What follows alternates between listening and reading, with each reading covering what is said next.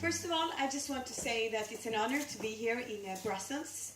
Even though, of course, it's a hard time, it is important for us to gather and continue the struggle that we are carrying on each day to show that nothing will stop our struggle or us struggle for freedom, equality, and solidarity. We shall for sure not bend for fascism, extremism, and terrorism.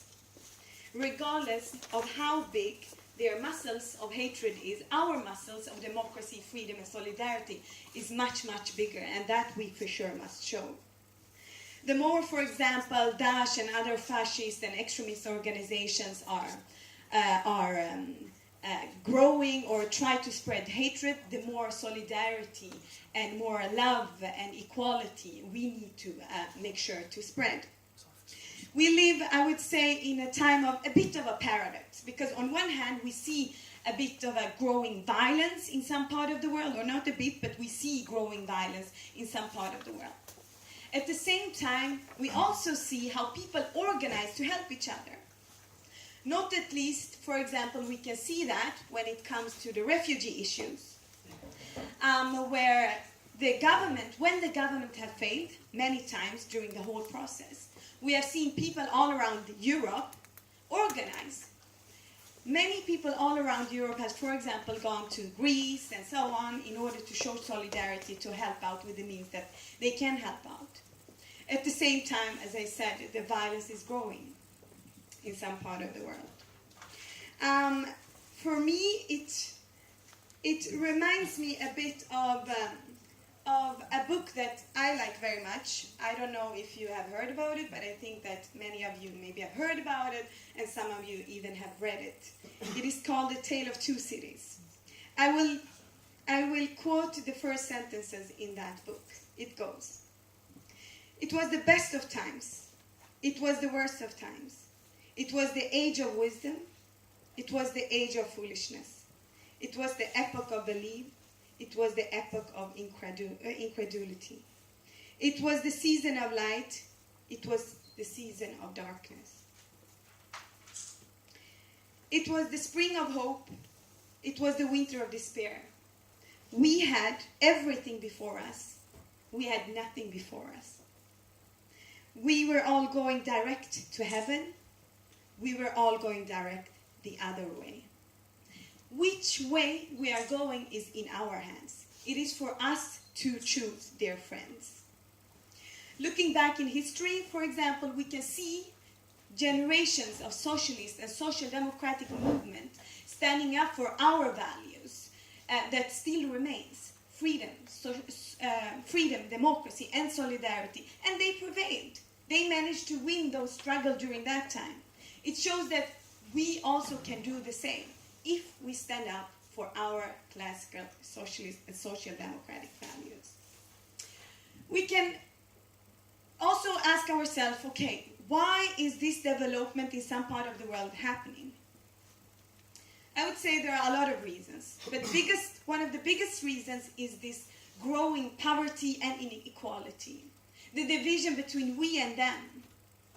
We who lives and are citizens of democratic and free countries, them who lives in dictatorships and oppression. We who lives in north, they who live in south. We who have certain kind of religion, they who have another kind of religion. These divisions is something that racism, fascism, extremism, and terrorism is living on. This is where they nurtures from. And this is something that we need to make sure to abolish. We need to continue our struggle so that there is no them, there is only us. And there is only one thing, and that's a we.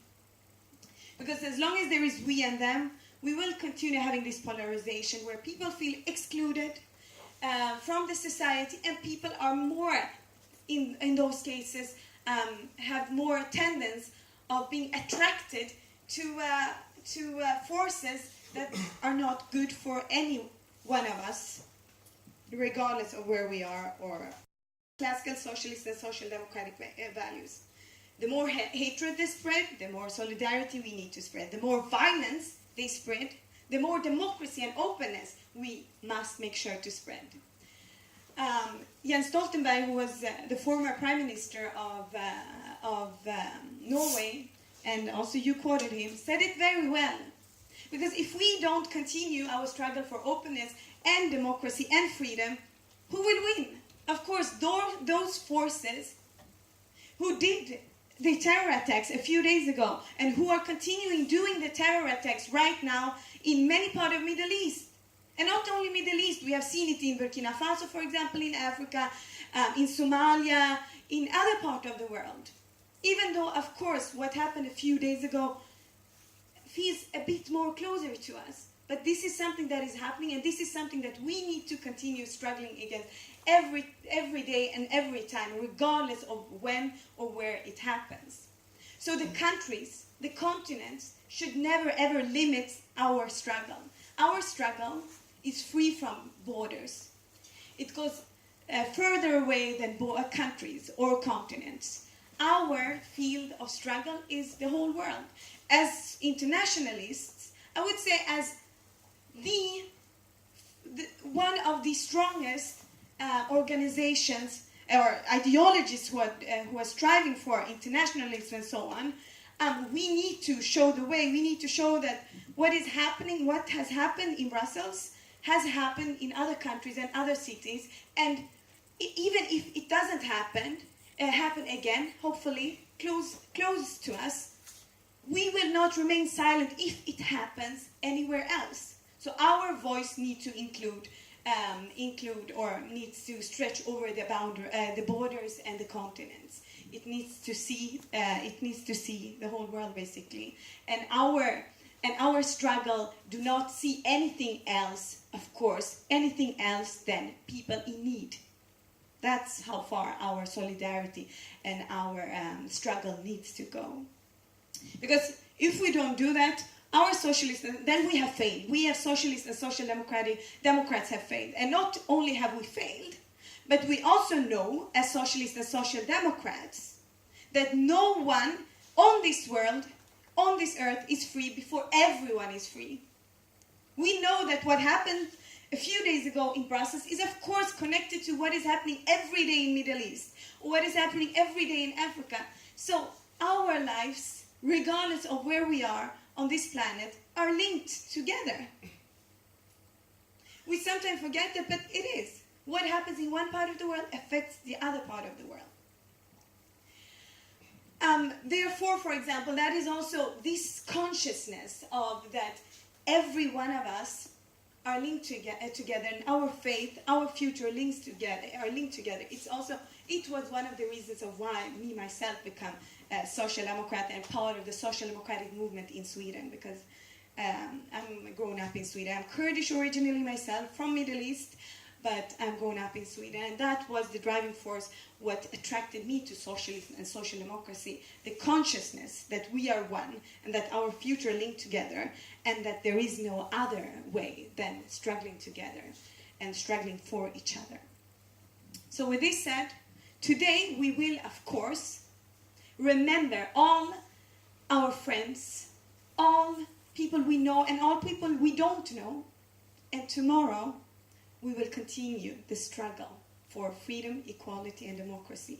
And I'm very much, of course, looking forward to do it together with you guys here and together with all our comrades and organizations from different parts of the world. Thank you very much.